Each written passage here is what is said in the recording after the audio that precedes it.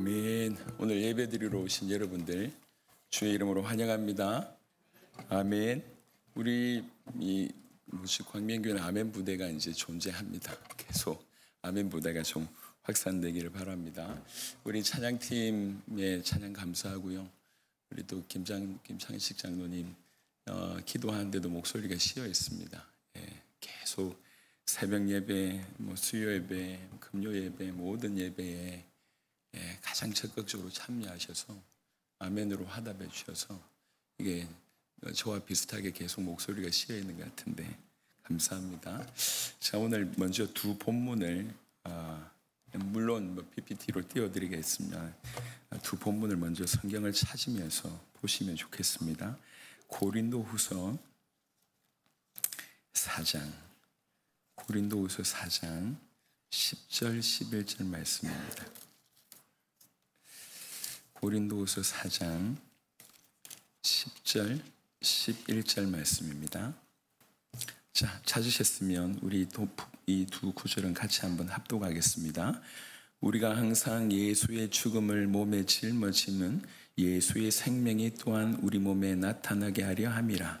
우리 살아있는 자가 항상 예수를 위하여 죽음에 넘겨짐은 예수의 생명이 또한 우리 죽을 육체에 나타나게 하려 함이라. 아멘.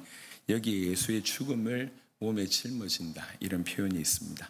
로마서 한 구절 또 보겠습니다. 로마서 7장 24절입니다. 로마서 7장 24절. 이 구절도 너무 잘 아는 구절이지만 같이 합독하겠습니다. 오호라 나는 공고한 사람이로다.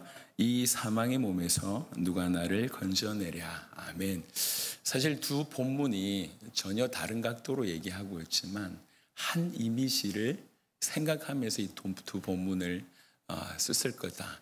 특별히 로마서 7장 24절은 적지 않은 신학자가 아마도 이 이미지를 따서 이 사망의 몸이라고 하는 표현을 했을 거다라고 얘기합니다. 그러니까 이 이미지에 관해서 얘기를 좀 하겠습니다. 오늘 이게 오늘 풀어내는 모든 설교가 이 이미지를 통해서 쭉 풀어나가기 때문에 이 이미지에 대해서 놓치지 마시길 바랍니다. 여러분, 예전에 로마 내지는 고대 시대에 있었던 아주 특별한 형벌이 하나 있습니다. 그때 당시에는 그 법이 피는 피로, 눈은 눈으로, 이는 이로 이런 어떤 이제 그 사상이 있었기 때문에 그렇게 많지는 않지만 실제로 존재했던 것 같습니다. 문헌에도 베라길리우스라고 하는 사람이 아이네이스라고 하는 책에서 요 이미지를 쓰기도 했어요. 그래서 실제로 좀 존재했던 것 같아요. 그게 뭐냐면 살인자를 처벌하는 방법 중에 하나가 뭐냐면 죽은 피해자와 한 몸으로 묻게 만들어요. 그러니까 이제 살인자를 잡았으면 그 피해자와 똘똘 묶는 거예요. 그러니까 발길이 포개고 손길이 포개고 가슴길이 포개고 얼굴길이 포개서 그래서 서서히 죽게 만드는 이런 형벌입니다. 그래서 이 시체와 이렇게 하나 되게 하는 그 형벌을 받게 되면 처음에는 이제 살인자는 여러분 한번 생각을 해보세요.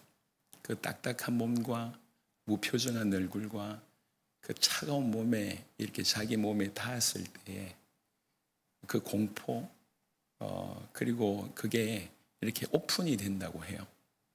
다른 사람들이 볼 수 있게 한다는 거지. 그 수치스러움, 모멸 이런 상태로 처음에 맞이하게 됩니다. 근데 점점 시간이 하루 이틀 지나기 시작을 하면 이 죽은 시체가 이제 부패하기 시작을 해요. 그럼 부패하기 시작하면 피부가 터지고 체액이 흘러나옵니다. 그럼 이게 극도의 악취를 내는 거예요. 그리고 이 피부에서 나온 체액이나 이런 것들이 이제 살아있는 자에게 이렇게 옮겨오게 되는 거죠. 그러면 이제 그 부패가 살아있는 자에게 함께 진행됩니다. 어떤 부분은 괴사가 진행되고 감염이 되고 박테리아 등으로 고열이 일어나고 그러면서 서서히 죽어가게 됩니다. 근데 그냥 이 살인자는 그냥 죽음을 맞이하는 것이 아니라 살아있지만 죽음을 진행하는 걸 보는 거예요. 자기 몸이 썩는 걸 보게 되고, 그 괴사가 진행됐을 때 벌레와 구더기가 끼게 되고, 이런 일들을 살아있지만 이미 부패한 자기 몸을 보고 이 극도의 악취와 정신적인 공포와 이런 것들로 적게는 수일, 길게는 수주간 서서히 죽음을 맞이하면서 죽게 됩니다. 이게 고대의 형벌 중에 굉장히 끔찍하고 잔악한 그런 형벌 중에 하나인데 실제로 있었던 형벌인 것 같습니다. 자, 사도 바울은 이 이미지를 생각한 거예요. 로마서 7장의 이미지는 뭐냐면 자기는 하나님을 쫓고 싶은데 내 안에 이 죄가 있다는 거예요. 내 안에. 그래서 자기는 죄와 연합한 이 죄라고 하는 이 죽음이라고 하는 마치 인간 시체와 함께 묶여 있는 것 같이 내 몸에서 이걸 뜯어내고 싶지만 이 죄와 사망이 항상 나에게 있고 부패가 항상 나에게 있다라고 하는 표현으로 이 사망의 몸을 표현한 것 같습니다. 그러니까 살아있지만 죽어있는 존재고 살아있지만 썩어가고 있고 살아있지만 온갖 더러움이 있는데 이걸 뗄래야 뗄 수 없는 그 죄의 몸을 가지고 있는 사망의 몸을 가지고 있는 존재, 이게 우리다. 이게 로마서 7장을 통해서 사도 바울이 인간의 실체가 어떤 것인지를 이런 표현으로 쓴 겁니다. 그러니까 너무 이해가 되는 거예요. 근데 한편 고린도후서는 무슨 일이 벌어지냐면 복음을 이렇게 표현한 거예요. 내가 인간 시체와 묶여져 있었는데 그 인간 시체, 죄라고 할 수 있는 사망이라고 할 수 있는 그 인간 시체와 내가 끊어지게 되었고 다른 편으로 내가 묶이게 됐는데 그리스도의 죽음과 예수의 죽음과 묶이게 됐다. 이렇게 표현하는 거예요. 그러니까 여기에서 묶였을 때는 이 죄가 가지고 있는 이 인간 시체가 가지고 있는 더러움과 부패와 모든 나를 죽이는 것이 흘러 들어왔는데 내가 여기서 끊어지고 이 예수님과 특별히 예수의 죽음과 묶이게 됐을 때는 그 예수님의 죽음 통해서 더러움이 오는 것이 아니라 거룩함이 오고 빛이 오고 생명이 온다고 요 이미지를 사용하고 있는 거예요. 그러니까 어디에 묶여 있는가? 내가 여기에 죄와 묶여 있는 사망의 몸인가? 아니면 예수의 죽음과 묶여 있는 생명의 몸인가? 이걸 얘기하고 있습니다. 그러니까 사도 바울이 우리가 보통 진실로 직면하지 않으면 우리의 심각한 걸 잘 모릅니다. 하지만 진짜로 직면하게 되면 다른 삶을 살게 된다는 거죠. 그래서 우리는 오늘 지금 뭘 논하고 싶냐면 예수의 죽음과 내가 묶였다. 이 얘기를 하고 싶은 거예요. 그러니까 실체하고 이렇게 머리가 움직이지 못하도록 머리하고 고정되어 있고 가슴과 팔과 몸이 고정되어 있는 것처럼 내가 아주 가까이에서 예수의 죽음을 직면하는 겁니다. 여러분 교회를 오래 다니지만 정말 안타까운 현실 중에 하나는 그 십자가 앞에 예수의 죽음 앞에 직면하기를 원치 않습니다. 이게 인간의 본성인 것 같아요. 인간이 자기의 수치와 자기의 더러움과 자기의 연약함과 이런 것들이 드러나기를 불편해하거든요. 그래서 계속 피합니다. 그래서 이제 질문하는 겁니다. 정말로 우리가 예수의 죽음 앞에 이렇게 맞닥뜨려 있는 것처럼 내가 그 죽음 앞에 서서 그 예수의 죽음에 정말로 직면해 봤는가? 아니면 직면해 봐야 되지 않는가? 그 얘기를 하는 겁니다. 사실은 예수의 죽음에 정확하게 직면하게 되면 그래서 이것이 어떤 의미인지를 알게 되면 그 예수의 죽음 안에서 그의 죽음을 통해서 우리에게 흘러 들어온 것이 사실은 무궁무진한데 우리는 계속 회피합니다. 왜 그러냐면 예수의 죽음은 나 때문이라는 걸 우리가 알고 있기 때문에 내 죄가 그를 죽였다고 하는 것을 우리가 사실은 인정하기 때문에 그거를 사실은 이제 깊이 들여다볼 엄두가 별로 안 나는 거예요. 사람이 누군가의 대화 통해서 누군가의 연약함을 이렇게 얘기할 때 그 연약함에 맞설 수 있는 사람은 용기 있는 사람이에요. 쉽지 않습니다. 누군가 우리의 부족과 나의 연약함을 말을 했을 때 알겠다. 그렇다. 내가 그렇다라고 인정할 수 있는 사람, 용기 있는 사람이에요. 우리가 십자가 앞에 섰을 때 사실 이 용기가 필요합니다. 이 용기가 없어서 우리가 계속 외면한 거죠. 여러분, 이제 병을 키운다는 얘기가 있잖아요. 이 마음의 병이 계속 키우다가 어느 날 절제할 수 없는 때까지 오는 겁니다. 그때는 병을 키우는 거예요. 오히려 우리 안에 있는 부분들을 직면하게 됐을 땐 그게 해결의 길일 수가 있습니다.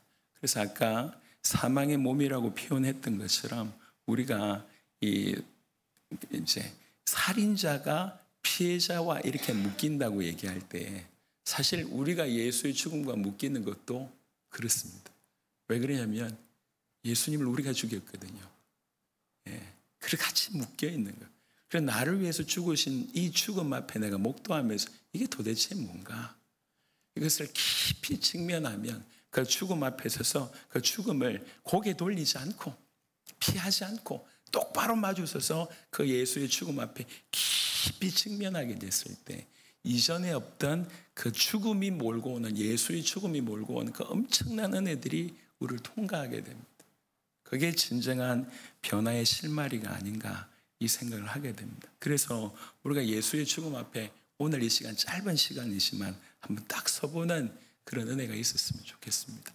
여러분, 예수의 죽음은 역사적인 사실이에요.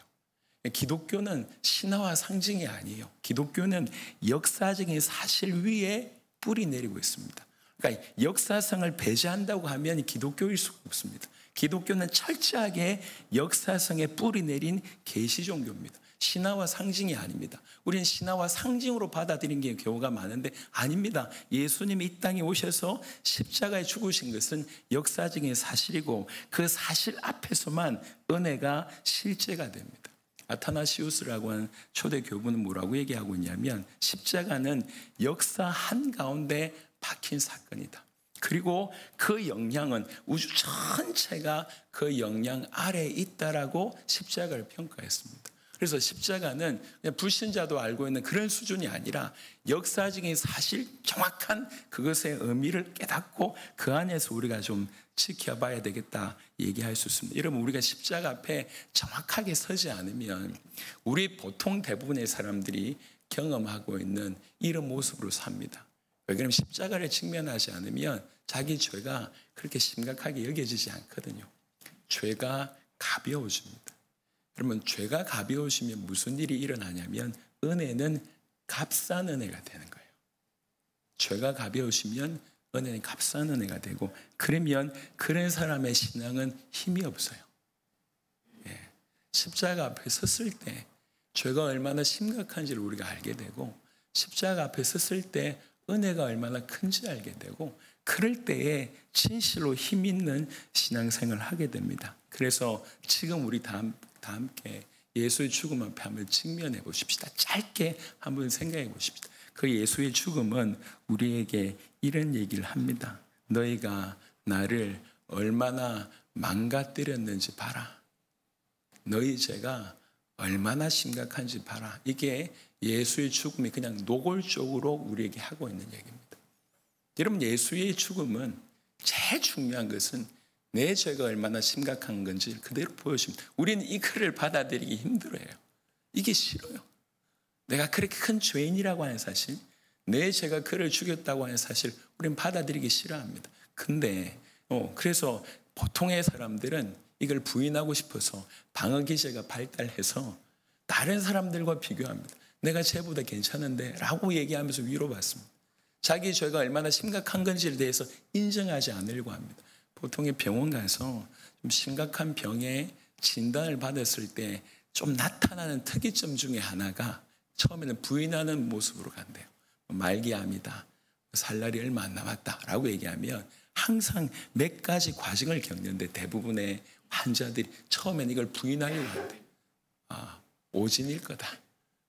다른 사람 얘기일 것 받아들이지 않는데요. 우리도 마찬가지입니다. 우리가 십자가를 그렇게 십자가가 얼마나 중요한 줄 알지만 눈을 똑바로 딱 보면서 보지 않으려고 하는 이유는 그게 얼마나 심각한지를 내가 인정하지 않기 위함입니다. 근데 여러분, 생각보다 십자가는 심각합니다. 여러분, 이 우리 죄가 얼마나 심각한지를 보여주는 몇 가지 장면이 있는데 그 중에 하나는 예수님이 십자가 지시기 바로 그 밤에, 그 전날 밤에 겟세마네 동산에서 정말 땀이 피가 될 정도로 간절히 기도하시면서 구하잖아요. 주여, 할 수 있거든 이 잔을 내게서 옮겨달라 기도하잖아요. 그러니까 그 죄의 무게가 얼마나 큰지 예수님이 이렇게 얘기했습니다. 근데 우리는 죄를 가볍게 여겨요. 그 십자가 앞에 서지 않으니까. 예수님은 죄를 이렇게 여기는데 우리는 죄를 너무 가볍게 여기는 거예요. 그러면 성경이 우리에게 실제가 되지 않는 것은 결국 이 차이입니다. 이 차이. 우리가 성경대로 살 수 있는 힘은 어디서 나오냐? 성경이 말하는 대로 내가 인정하는. 내 죄가 얼마나 심각한지. 그러니까 드러나는 죄의 깊이를 얘기하는 것이 아닙니다. 우리 죄는 남들보다 덜 드러날 수 있고요. 남들보다 좀 괜찮을 수 있습니다. 그거 말고 우리가 죄인이라고 하는 사실, 우리에게 있는 죄성이라고 하는 그 본질, 이것에 우리가 눈 똑바로 들고. 여러분, 언젠가 제가 그 프로그램이 생각이 안 나는데 뭔가 눈에 관해서 어떤 프로그램이었던 것 같은데, 왜 그 좀 유명한 연예인들 중에 대표적으로 서로 불편해하는 사람, 이 두 사람을 초청해가지고 이렇게 왜 중간에 뭐라고 합니까? 벽 같은 걸 두고 두 사람이 마주 않게 해서 이게 벽이 쭉 올라가면 둘이가 아무 말 않고 한 1분 정도 이렇게 서로 눈 쳐다보게 하는 그 프로그램이 하나 있었어요. 그게 뭔지 제 기억이 안 나는데, 예, 그런 게 있답니다. 근데 이게 서로 불편해요. 불편하니까 계속 시선을 피했을 거 아니에요. 근데 방송이니까 어쩔 수 없이 쳐다봐야 돼. 그러니까 이게 쭉 올라가요. 그러면 똑바로 쳐다보는데 수십 년을 지내도 단 한 번도 제대로 그렇게 깊이 본 적이 없는. 왜 그러냐? 서로의 치부니까. 서로의 치부. 우리가 예수의 죽음을 그렇게 생각할 수가 있습니다. 그래서 다른 열심으로 뭔가 채우려고 합니다. 신앙생활을 할 때. 몸으로 때우려고 합니다. 아닙니다. 그건 신앙생활이 아니에요. 예수의 죽음 앞에 내가 똑바로 서는 거예요. 내가 똑바로 서서 이 죽음이 도대체 무슨 죽음이고 나하고 무슨 상관이 있는지를 똑바로 봐야 돼. 그 죽음은 분명히 얘기합니다. 우리 죄의 무게에 대해서. 예수님께서 십자가상에서 가상치를 하셨잖아요. 7번의 말씀을 하셨을 때에 제일 중요한 절규가 엘리 엘리 라마 사박다니라고 하는 이 아람어입니다. 나의 하나님 어찌하여 나를 버리셨나이까. 요렇게 부르짖는 요 부르짖음이 죄의 심각성이 얼마나 심각성을 드러내는지를 얘기합니다. 이거는 제가 자주 얘기했지만 아버지가 버린 사건, 아들이 버림받는 사건, 사실 영원이라고 하는 시간 안에 우주라고 하는 모든 만물에게 있어서 가장 충격적인 장면이 그 장면입니다. 우리는 우리 죄를 너무 가벼이 여기는데 십자가상에서 죄를 처리하는 방식을 볼 때 이 죄가 간단하지 않다는 것, 이 죄가 얼마나 큰지 예수님이 십자가상에서 그렇게 드러내셨습니다. 그리고 성소의 휘장이 찢어지지 않습니까? 그 말은 무슨 말이냐면 우주에 충격을 줄 뿐만 아니라 하나님의 임재인 성소에 충격을 줄 만큼 죄는 심각하다는 거예요. 여러분, 죄는 심각하게 다룰 줄 알아야 됩니다. 예, 우리가 영원히 죽을 죄인이라고 하는 것을 인정하는 것 쉽지 않습니다. 하지만 구원은 어디서 출발하냐면 거기서부터 출발해요. 우리가 외면할 게 따로 있지, 기독교인들이 십자가를 외면하는 순간 본질에서 벗어납니다. 그가 나를 위해서 죽으셨다. 여기서부터 출발하는 것이 신자입니다. 그리고 예수님께서 성찬식을 이렇게 처음에 하시면서 뭐라고 얘기하셨냐면 이것을 기념하라. 그래서 기념하면서 나의 죽으심을 기념하라고 얘기했지 않습니까? 계속 그리스도께서 나를 위해서 죽으셨다. 이거 기념하라는, 이거 생각하라는 거죠. 이 안에서 모든 것이 옵니다. 여러분, 불편합니다. 사실은 이렇게 이게 수치스러운 장면이 생각날 때마다, 그런 부분에 대면할 때마다 막 피하고 싶습니다. 하지만 분명하게 절대로 피하지 말아야 될 것. 내 죄가 얼마나 무겁고 치명적인지. 그래서 바로 내 죄가 그 그리스도를 못 박았다고 하니 사실에 똑바로 직면해야 돼요. 그러니까 정말로 이 부분에 내가 답이 날 때, 그냥 예수님의 십자가가 단순한 역사의 얘기나 아니면 두리뭉실하게 우리를 위해서가 아니라 나를 위해서 나의 죄가 내 죄가 그를 못 박았다. 내가 그를 못 박았다라고 깨달을 때 역사적으로 하나님 앞에 쓰임받았던 대부분의 인물들은 바로 여기서부터 출발했습니다. 루트라고 하는 사람이 통탄하면서 하는 얘기입니다. 그리스도를 못 박은 사람은 나다. 그리스도를 못 박은 사람은 나다. 십자가는 나의 죄에 대한 하나님의 심판이다. 이게 루트의 고백이었습니다. 루트의 통탄이었고 사실 지금 우리가 해야 될 통탄이 바로 이 부분입니다. 그래서 오늘 이 시간 그리고 이번 주 한 주간 내도록 우리가 외면하지 않고 주님의 십자가를 똑바로 한번 쳐다봤으면 좋겠습니다. 서구권의 이 장례 문화는요, 우리나라하고 약간 다르게 사람이 죽으면 이 방부 처리를 쭉 해가지고 관 뚜껑을 한 반쯤 열어놓는데요.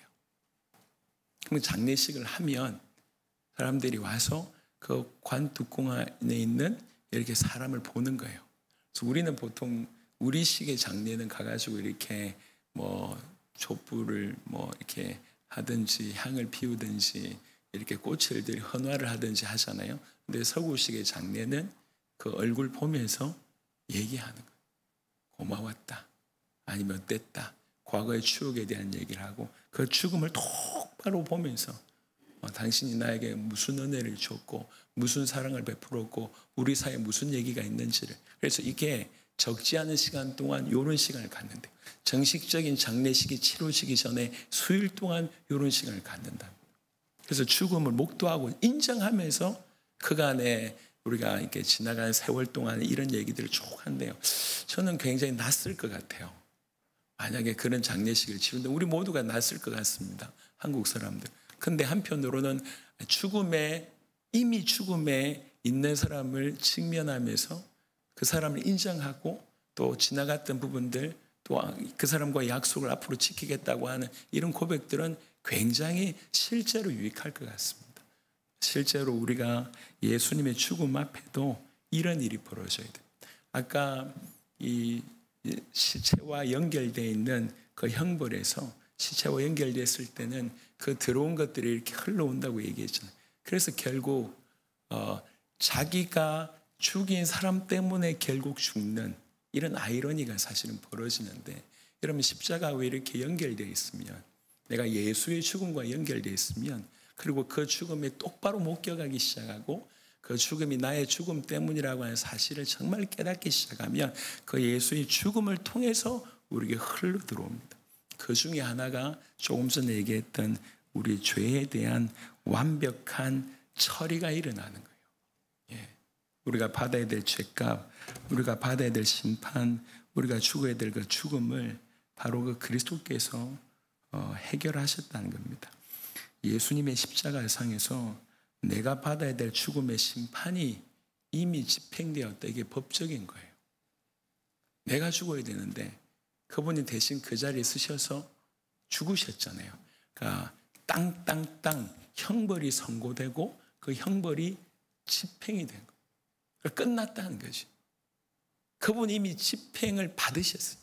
형벌이 선고가 되고 이미 집행이 완료됐어요. 그 완료된 사실이 이제 내 것이 되는 거예요.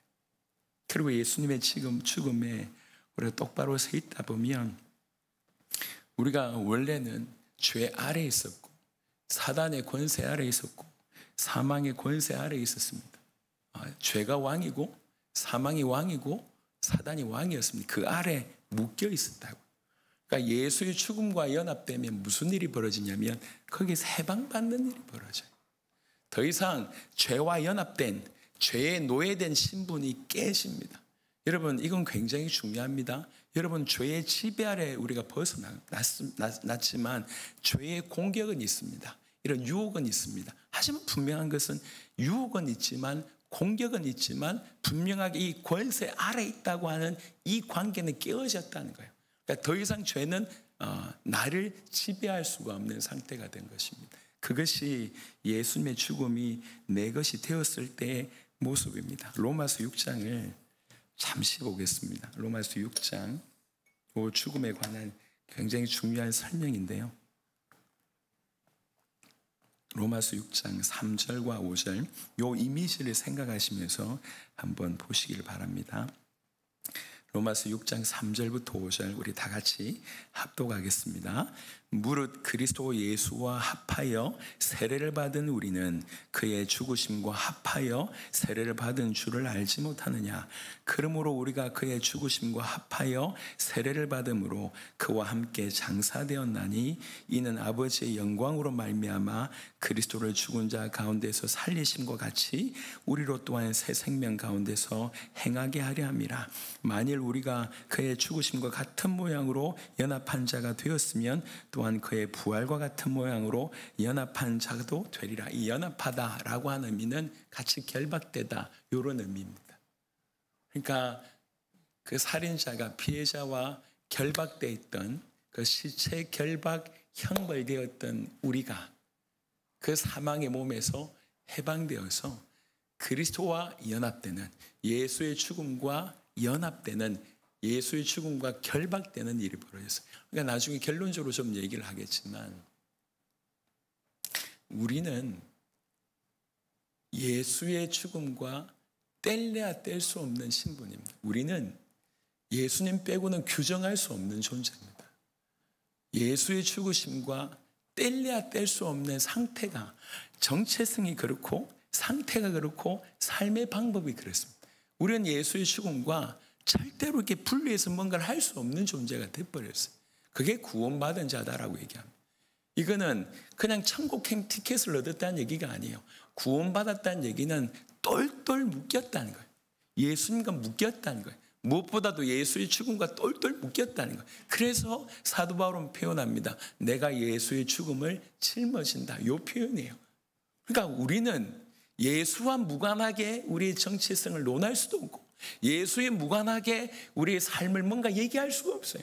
그러니까 우리 모든 정체성, 우리 모든 삶의 방법, 우리 모든 삶의 이유가 예수의 죽음과 연결되어 있다는 거예요. 그게 구원받은 자입니다. 그러니까 이렇게 연결되어 있는 것이 얼마나 놀라운가 그것을 로마서 6장에서 우리에게 밝히고 있습니다.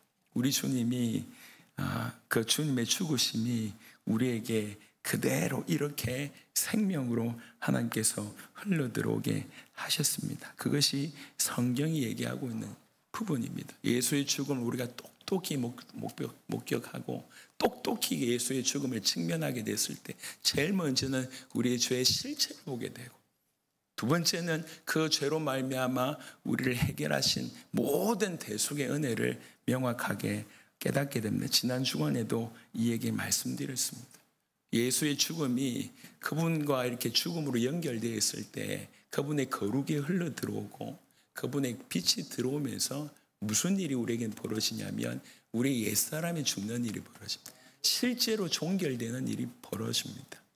그리고 나서 예수의 죽음은 단순한 끝이 아니라 부활로 연결됩니다. 그래서 나는 죄 아래 있지 않고 의 아래 있게 되고 산자로서 부활 생명 안에 살게 되는 일이 실제로 벌어집니다. 그러니까 이거를 교리로 생각하지 마시고 그냥 똑바로 내가 예수의 죽음과 묶여 있구나 라고 생각하시면서 하나씩 묵상을 해보세요. 제가 여러분에게 이 말씀을 전달하기 위해서 사실은 지난주부터 지난주의 말씀을 정리하기 이렇게 그 무렵에 같이 이렇게 말씀을 정리했습니다. 한 열흘 정도 이렇게 묵상하면서 제가 제 스스로 직면해 봤어요. 제 스스로 질문해 봤어요. 나는 예수의 죽음에 얼마나 직면해 봤나? 예수의 죽음 앞에 나는 얼마나 서봤나? 그 서구권의 장례 문화처럼 예수의 얼굴을 톡톡히 보면서 예수님이 왜 죽으셨습니까? 도대체 내가 무슨 잘못을 하고 내 죄가 얼마나 크길래 나를 대신해서 죽으셨습니까? 그런 시간들을 조금 가져봤습니다. 여러분 이번 시간 이후로 우리가 그냥 지나가는 교리나 아니면 지나가는 여러 가지 그냥 지나가는 메시지들이 많거든요. 그런 메시지가 아니라 예수님의 죽음은 나와 뗄래야 뗄 수 없는 메시지이기 때문에 그 예수의 죽음 앞에 깊이 직면해보고 죽음 앞에 서서 죽음을 목도해보고 그 죽음이 뭘 의미하는 반지를 하나씩 새겨보시길 바랍니다. 여러분, 예수의 죽음은 우리 죄의 실체와 우리 모든 죄값을 감당하신 그 대속만 얘기하는 것이 아니라 제일 중요한 것 중에 하나는 하나님이 어떤 분이신지를 우리에게 설명합니다. 자주 얘기하지만 예수님의 십자가는 죽음이잖아요. 그 죽음은 심판을 의미합니다. 심판을 의미한다는 얘기는 그분이 거룩하시다고 하는 것을 얘기합니다. 예수님의 죽음 앞에 서면 하나님이 어떤 분인지 알게 돼요. 그분이 얼마나 거룩하신 분인지. 그리고 또 한편으로는 예수님께서 이 죄를 해결하기 위해서 결국 누가 죽으셨습니까?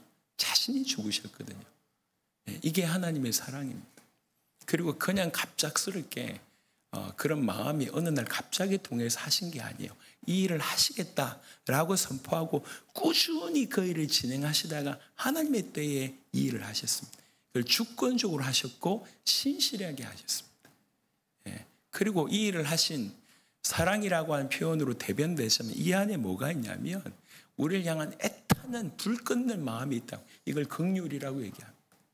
그 예수님의 죽음 앞에는 하나님의 여러 성품이 드러나는데 그중에 우리를 너무나 긍휼히 여기시고 우리를 동정하시는 그 마음이 있습니다.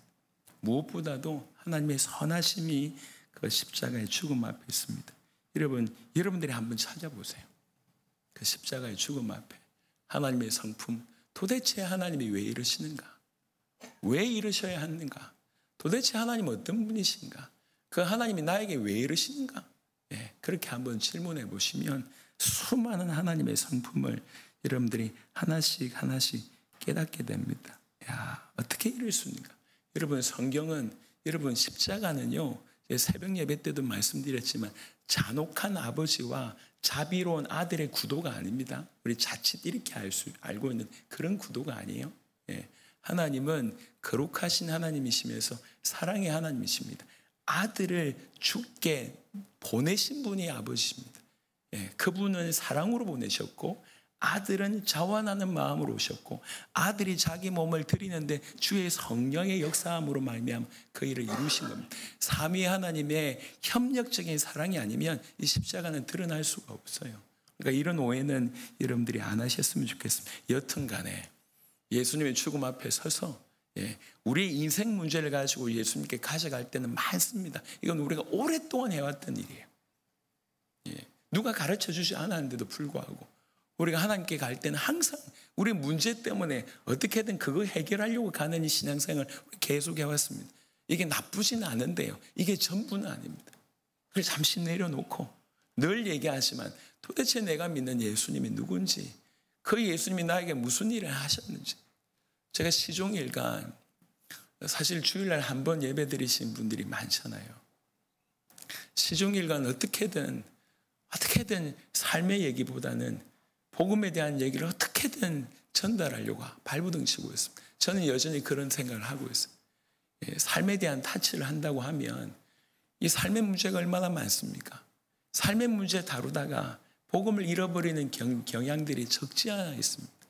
그래서 우리가 시간이 좀 많이 주어져서 따로 이렇게 공부하는 시간, 아니 우리 성경을 공부하는 시간 앞으로도 가시겠지만 이런 시간들이 많이 주어진다고 하면 이런 시간에 삶의 얘기를 좀 하고 싶고요. 진짜 중요한 거는 복음이 됐을 때, 자기에게 복음이 흘러갔을 때, 이 복음이 정말로 무엇인지가 자기 것이 됐을 때 복음의 힘으로 삶이 나온다고 저는 여전히 생각합니다. 그래서 수많은 삶의 얘기를 하고 싶은 유혹이 많지만 계속 그것을 억누르고 어찌하든지 계속 복음을 전하려고 합니다. 끊임없이 십자가 얘기하고 끊임없이 부활 얘기하고 그 십자가 지시고 부활하신 그 예수님의 그리스도이심을, 우리 구원자이심을 계속 얘기합니다. 이게 부딪힐 때요, 늘 듣던 말씀이 어느 한순간에 이게 정말로 부딪힐 때, 지금 우리는 뭘 얘기하고 있습니까? 예수님이 나를 위해서 죽으셨다, 지금 그 얘기하고 있잖아요. 이게 정말로 사실이라고 하면 어떻게 그 인생이 변화되지 않겠는가, 이 얘기입니다. 이번 한 주간 정말로 예수님의 죽음을 외면하지 않고 똑바로 서셔서 여실히 하나님의 성품이 드러난 그 자리에 똑바로 서서 하나님이 어떤 분이신지를 하나씩 하나씩 확인해보는 귀한 시간 되시기를 그리스도 예수 이름으로 축원합니다. 그러면 틀림없이 우리에게 반응이 몇 가지가 올 거예요. 그 중에 하나는 회개입니다. 내가 이렇게 큰 죄인입니다. 나의 죄를 위해서 주님 죽으셨습니다. 여러분, 이제 어쩔 수 없이 분위기 만들어서 회개하는 것 말고 예수님의 죽음 앞에 나의 죄된 모습 때문에 회개할 수 있는 것은 우리가 이 땅에 살아가면서 받을 수 있는 은혜 중에 최고의 은혜라 감히 말씀드릴 수가 있겠습니다. 여러분, 다른 육신적인 응답이나 우리가 그렇게 갈급해하는 여러 가지 것들이 해결되는 것보다 더 중요한 것은 양심적으로 그분 앞에서 내가 딱 서고 그분의 거룩함 앞에 딱 서고 나의 죄된 실체를 보고 이런 나를 내버려 두지 않고 이런 나를 살리겠다고 자기 자신을 주셨다고 하는 그 말에 회개하는 것, 이게 은혜입니다. 십자가 앞에 섰을 때 이 회개가 터지는 거죠. 저는 이런 회개가 계속 저와 여러분들 가운데 있게 되길 바랍니다. 어느 순간 메마르기 시작을 할 때는 틀림없습니다. 잘 보시면 회개가 끊어졌을 때요. 주님과의 관계가 끊어졌을 때, 이게 회개가 끊어졌을 때 메마르기 시작합니다.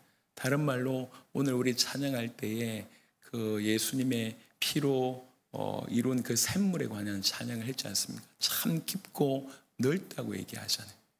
예수님의 보혈이 이뤄낸 이 샘물이 참 깊고 넓다. 이게 우리 개인의 어떤 그런 고백, 정말로 그렇구나라고 깨닫는 그런 고백으로 터져나오게 되길 바랍니다. 여러분, 주님 앞에 감사하시죠? 왜 감사하십니까? 사실은 모든 게 은혜입니다. 지금 우리가 이렇게 존재한 모든 게 은혜죠. 그래서 감사의 제목입니다. 하지만 진짜 감사 중에 감사는 그가 나를 위해서 죽으셨다는 거예요. 다른 감사하고 비교할 수가 없습니다. 내가 죽어야 될 자리에 대신 죽으셨다. 제가 금요 철야 때 말씀을 드렸습니다. 금요 철야 드리려고 하고 있는데 갑자기 바로 전에 우리 김원건 권사님이 전화 오셨어요. 여러 번 출연하십니다. 권사님이 전화 와가지고 얘기하셨습니다. 목사님 이렇게 좀 어려운 일이 벌어졌는데 뭐 할 수 없이 기도하다가 목사님과 복가교가 생각나서 좀 도움 구하려고 전화했대요. 그래, 아니 무슨 일이냐 그런 얘기를 하시더라고요. 자기가 어떤 분을 만났는데 꼭 돕고 싶어서 자기가 먼저 도왔대요. 근데 이제 또 도움을 요청을 해서 이렇게 기도하다가 자기 능력이 좀 부족한데 이 귀한 거는 복가교가 해줬으면 좋겠다. 그래서 연락을 한대요. 그게 어떤 분입니까? 라고 물어보니까 기가 막힌 얘기를 하더라고. 기가 막힌. 무슨 얘기냐면 대대장이었대요. 이분이 지금 목사인데 대대장이었는데 아들 둘이가 있었대요. 근데 아들 둘이가 있는데 뭐 지인하고 놀러 갔는지 아니면 지나가다가 어떻게 봤는지 아이 한 명이 물에 빠진 것을 두 아들이 본 거예요. 그래서 이 아이를 구하겠다고 한 아들이 뛰어들었어요. 한 아들이 뛰어들었는데 이 아들도 위험하니까 나머지 아들도 뛰어든 거예요. 그러니까 결국 이 두 아들이 물에 빠진 아이를 살렸습니다. 그리고 두 아들은 거기서 죽었습니다. 한꺼번에. 두 아들을 한꺼번에 잃어버린 아빠가 된 거예요. 엄마가 됐어요. 근데 지금 어떻게 살고 있냐면 이제 우리 아들은 이 땅에 없는데 자기가 대대장이었으니까 이 땅의 군인들이 우리 아들이다 라고 얘기해서 이 두 분이 예편을 해서 신학 공부를 해서 목회자가 된 거예요. 그래서 목사님과 사모님이 저 부대에 교회 없는데 부대 안에 가면 저 철책 같은 데 가면 교회가 없거든요. 이런 교회 세우고 아이들, 이 군인들을 살리는 그 일을 하는 거예요. 이번에도 어디에 조그맣게 교회를 세우는데 이게 조금 그게 좀 후원이 필요했던가 봐요. 이래서 이제 김원건 고사님도 그 일을 알게 되고 그래서 요청을 했어요. 짧게 대화했습니다. 그리고 이제 우리 아시겠지만 우리 김원건 고사님의 스타일은요 1부터 10까지를 순서적으로 얘기하시는 스타일이 아니에요.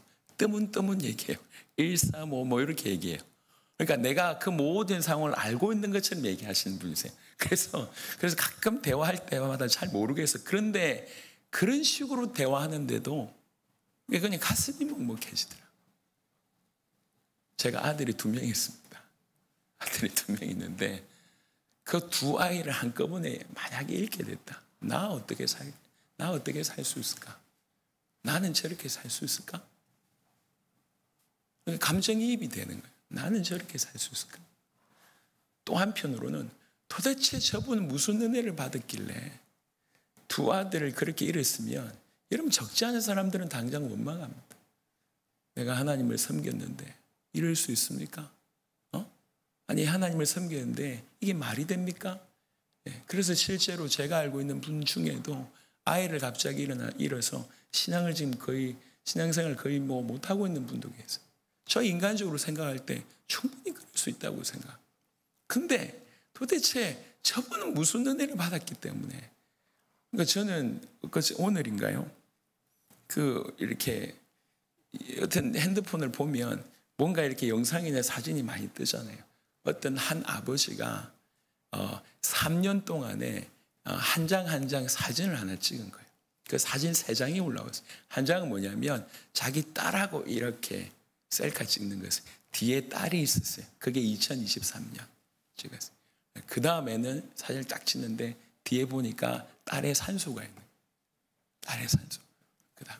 그리고 2025년 3장을 찍었는데요. 24년, 25년 얼굴이 완전히 달라졌어요. 표정이요. 그냥 누구 말도 그냥 흘러내려. 그 슬픔이 온 얼굴에 다 담겨서 흘러내려 있더라고요.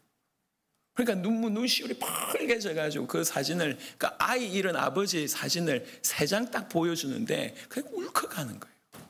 그렇지, 이게 정상이지. 이게 정상인데. 그러니까 저 2 부부를 생각할 때 기가 막힌 거예요. 어쩌다가 저분들은 도대체 무슨 은혜를 받았기 때문에. 여러분, 예수의 죽음이 실제가 되지 않으면 저렇게 살 수 없습니다. 또 모든 기독교인들은 예수의 죽음이 실제여야 합니다. 주가 나를 위해서 죽었다는 것만큼 기독교인에게 실제되어야 될 것은 사실은 없습니다. 그의 죽으심과 그의 부활하심이 지금도 살아계셔서 성령으로 역사하심이 실제되는 것만큼 중요한 건 없습니다. 여러분, 다른 거는 다 예비적인 거예요. 죄송합니다. 옵션적인 것일 수 있습니다. 진짜로. 그러니까 정말 십자가와 부활, 이것이 우리에게 실제될 때 다른 모든 삶이 사실은 살아납니다. 여러분, 이 죽음에 직면하지 못하게 만드는 것이 바로 우리 죄입니다. 우리 죄요.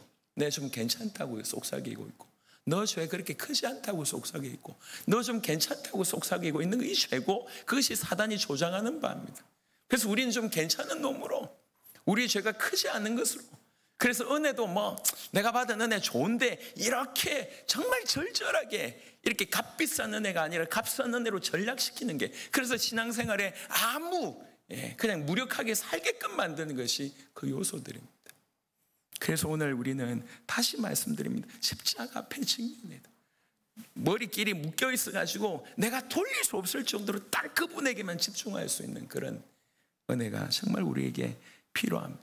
그럼 진짜로 그 십자가 앞에 서고 죽음 앞에 직면하게 됐을 때 하나님 우리에게 회개를 주시고 감사를 주시고, 주님이 나를 위해서 정말 죽으셨구나라고 깨달으시면 더 이상 내 삶은 이분하고 무관하게 살 수가 없게 됩니다. 이분의 죽음으로 나에게 이루신 모든 것들을 내가 인정하게 됩니다. 내 죄가 끝났구나. 내 옛사람은 죽었구나. 내가 죄의 지배에서 벗어났구나. 내가 새 사람이 되었구나. 내가 새로운 피조물이 되었구나. 더 이상 내가 예수와 무관하게 내 스스로 내가 주인인 노릇 내가 할 수가 없구나. 그래서 마태복음 16장이나 마가복음 8장에 나를 따르려거든 첫 번째는 뭐라고 얘기했습니까? 자기를 부인한다고 얘기했거든요.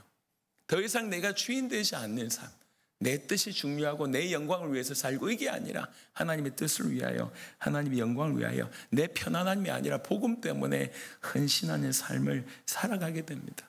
그래서 정말 깨달은 사람, 예수의 죽음 앞에 목도하면서 정말 최고의 삶이 예수의 죽음과 연합해서 내가 죽는 거구나. 내가 죽는구나. 죄에 대해서 반응하지 않고 욕심에 대해서 반응하지 않고 내가 죽는 거 이게 가장 잘 사는구나 이렇게 깨달은 거예요. 그래서 사도 바울은 나는 날마다 죽노라고 하는 그 유명한 말을 사실은 남깁니다. 그 유명한 말. 그래서 오늘 예수님의 십자가 앞에 똑바로 서는 은혜가 있길 바랍니다. 그러면 회개하고 감사하고 헌신할 수밖에 없을 뿐만 아니라 소망이 생깁니다. 왜 그러냐? 예수의 죽음은 끝이 아니니까. 예수의 죽음은 항상 뭐와 연결되어 있냐면 부활과 연결되어 있어요. 부활과 연결되어 있다는 얘기는 영원한 하나님 나라와 연결되어 있다는 거거든요. 그러니까 이 땅이 끝이라고 하는 생각과 이 땅이 끝이 아니라고 하는 생각은 영원한 차이를 냅니다. 이 땅이 끝이라고 생각하는 사람, 무의식 중에도 이 땅이 끝이라고 생각하는 사람은 이 땅에서 모든 걸 하려고 합니다. 이 땅에서 많은 소유를 갖고 이 땅에서 힘을 많이 얻으려고 하고 영향력을 많이 끼치려고 하고 이 땅 다음에 대해서는 전혀 투자 않습니다. 그러니까 노후 준비를 하는데 영원 준비를 하지 않는 그런 삶을 살 수가 있는. 하지만 십자가가 끝이 아니라고 하는 생각들을 하게 되면 부활을 보게 되는 거죠. 그러면 그 안에서 생겨지는 것이 소망이라고 하는 것입니다. 저는 여러분들에게 그냥 이제 교리를 얘기하는 게 아니고요. 그냥 자연스럽게 예수의 죽음 앞에 서게 됐을 때 일어나는 자연스러운 현상을 얘기한 겁니다. 그러니까 여러분들이 주님 앞에 주님의 죽음 앞에 서 보시면 제가 지금 이렇게 그냥 단순하게 얘기했던 것들이 얼마나 깊은지를 여러분들이 알게 될 것입니다. 그럴 때에 참으로 기쁨과 자유함을 얻게 되리라 생각합니다. 내 옛사람은 이미 처형당했다. 사단의 고발은 이미 종결되었다. 그리스도의 죽음은 내 죽음의 집행이었다. 이렇게 딱 선언하고 나면 내 죄가 끝났고 그의 의가 내 위에 덧입혀졌구나. 제가 지난 주간에도 말씀드렸습니다. 예수님의 죽으심은 사실 모든 걸 끝낸 죽으심이에요. 내가 그와 연합하게 되면 내 것이 그분에게 가고 그분의 것이 나에게 오는 신비한 일이 벌어집니다. 그래서 그가 나의 모든 죄와 형벌을 가져가세요. 그래서 내가 선언할 수 있는 겁니다. 내 죄가 끝났다. 이렇게 선언할 수 있고요. 그것만 해도 기가 막힌데 주님의 그 의로움이 오는 건데요. 주님의 의로움이 오는 것 중에 하나가 정말 놀라운 것 중에 하나가 뭐냐면 그 주님의 완전한 삶이 내 것이 되는 거예요. 주님은 이 땅에 오셔서 죄 없이 오셔서 죄 없는 몸으로 사셨거든요. 그러니까 율법을 철저하게 지키셨어요. 완벽하게 지키셨어요. 그 율법을 완벽하게 이루셨어요. 그 모든 완벽한 삶이 우리에게로 오는 거예요. 그러니까 그의 의만 오는 것이 아니라 그의 의가 온다는 얘기는 그의 완벽한 삶이 나에게 오고 나의 모든 불완전한 삶이 그에게로 토스되는 거예요. 그러니까 이게 신비예요. 이런 신비로운 일이 그냥 이론이 아니라 실제로 일어났다. 그래서 예수의 죽음으로 말미암아 우리에게 일어난 일들을 깊이 묵상을 하고 이 일들에 대해서 내가 믿음으로 아멘하게 됐을 때 우리 저 심중에 흔들리지 않는 은혜가 있는 겁니다. 기쁨이 있는데 뭔가 다른 것 때문에 기쁨이 아니라 내가 그리스도와 연합되어서 무슨 일이 일어났는지를 알기 때문에 이 안에서 기쁨이 나오는 거예요. 이 안에서. 우리가 삶을 살면서 잘 될 때보다 안 될 때가 많고요. 우리가 원하는 것보다 원하지 않는 일이 훨씬 많습니다. 편한 일보다 불편한 상황이 계속 많이 일어납니다. 하지만 예수와 연합돼서 그 그리스도이신 예수님이 나와 함께 계셔서 그분을 통해서 나에게 허락하신 것들이 우리 속에 심중에 깊이 새겨져 있으면 이게 오뚜기처럼 새겨져 있으면 당장의 반응을 볼 때 넘어질 수 있지만 금방 일어날 수 있고 쓰러질 수 있지만 그 자리에서 금방 툴툴 털고 일어날 수 있는 게 바로 이 힘에서 얻으시는 비밀이라고 말씀드릴 수가 있겠습니다. 말씀을 마무리하겠습니다. 고린도후서 4장 오늘 원래의 본문입니다. 고린도후서 4장을 돌아가서 그 이미지를 오늘 여러분들에게 말씀드렸던 그 시체 결박 형벌이라고 하는 이미지를 생각하시면서 한번 보십시다. 고린도후서 4장 10절에 우리가 항상 예수의 죽음을 몸에 짊어지는, 이게 우리의 정체성이에요. 이게 우리의 삶의 상태예요. 이게 우리의 존재 이유입니다. 이게 우리의 삶의 방법입니다. 예수의 죽음을 뗄래야 뗄 수 없는 존재. 이거 아니고는 내가 설명될 수 없는 존재. 그게 우리의 정체성입니다. 그래서 이 예수의 죽으심 외에 내가 주인 노릇하고자 하는 모습, 이게 없다는 거예요. 오직 예수의 죽음을 항상, 예수의 죽음을 짊어진다는 얘기는 그 예수의 십자가 사건이 나에게 실제적으로 연결되어 있단 말이거든요. 이거 없이는 설명될 수가 없다.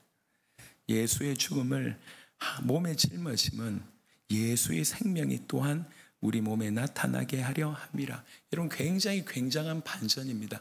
예수의 죽음, 그리스도의 죽음 안에서 우리는 새로 태어나고, 그 그리스도의 죽음 안에, 그 그리스도 예수 안에서 우리에게 생명이 흘러옵니다.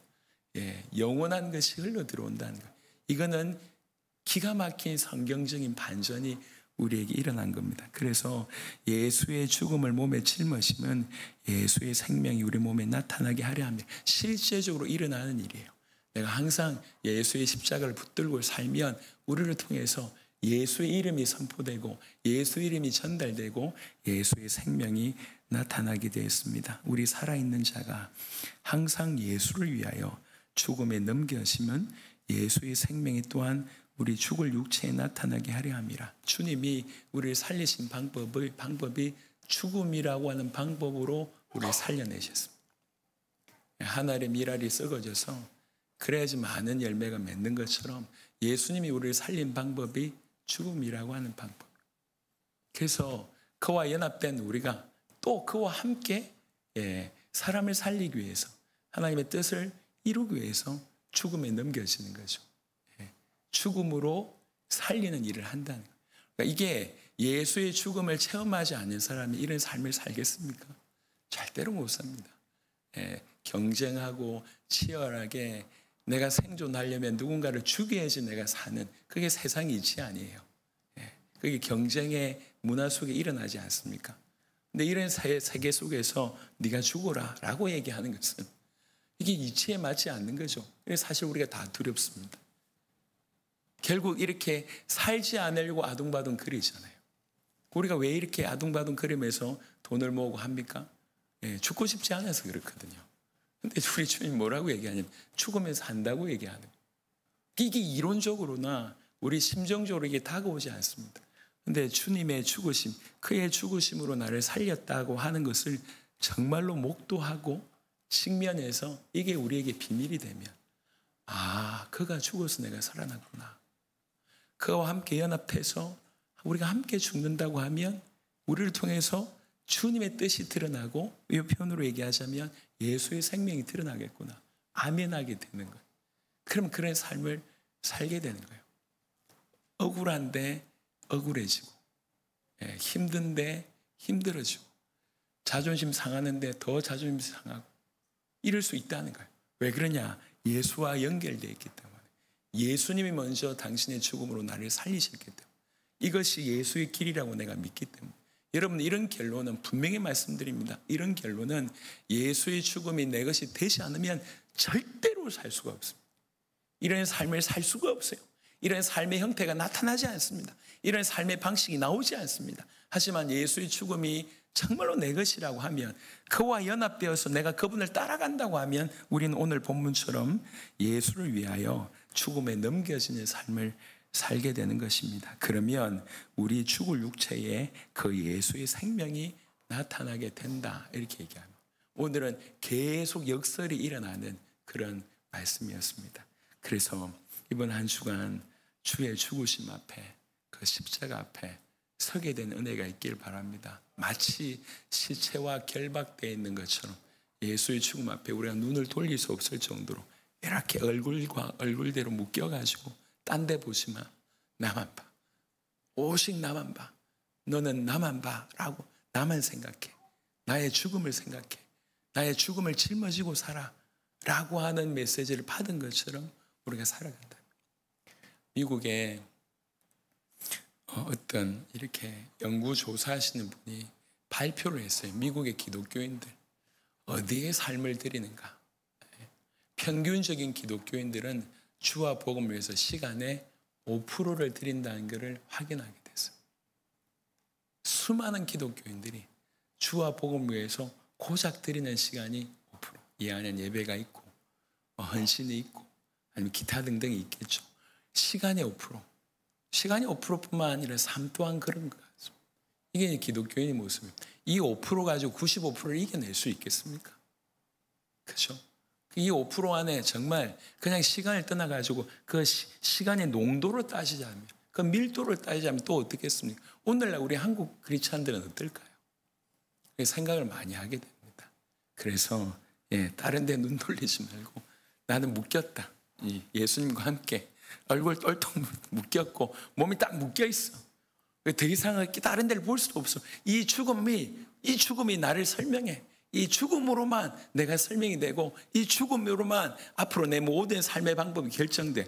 그러니까 더 이상 내가 외면하지 말고 예수의 죽음을 외면하지 말고 묶여있는 그 상태로 예수의 죽음에 당당하게 직면해서 도대체 왜 나를 위해서 죽으셨습니까? 진짜 나를 위해서 죽으신 것이 맞습니까?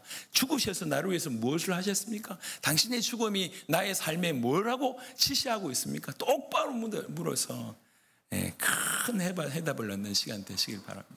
제가 하나님의 은혜로 이게 막 부딪히니까 이렇게 그 제 방에 있으면서 막 박수를 쳤어요. 유레카 비슷하게. 말씀을 묵상하는데 뜻이구나. 그냥 박수가 나오더라고요. 저도 놀랐습니다. 이런 뜻이구나, 이런 뜻이구나. 이번 한 주간에 하나님이 그런 은혜를 우리 모든 성도들에게 주시기를 그리스도 예수의 이름으로 축원합니다.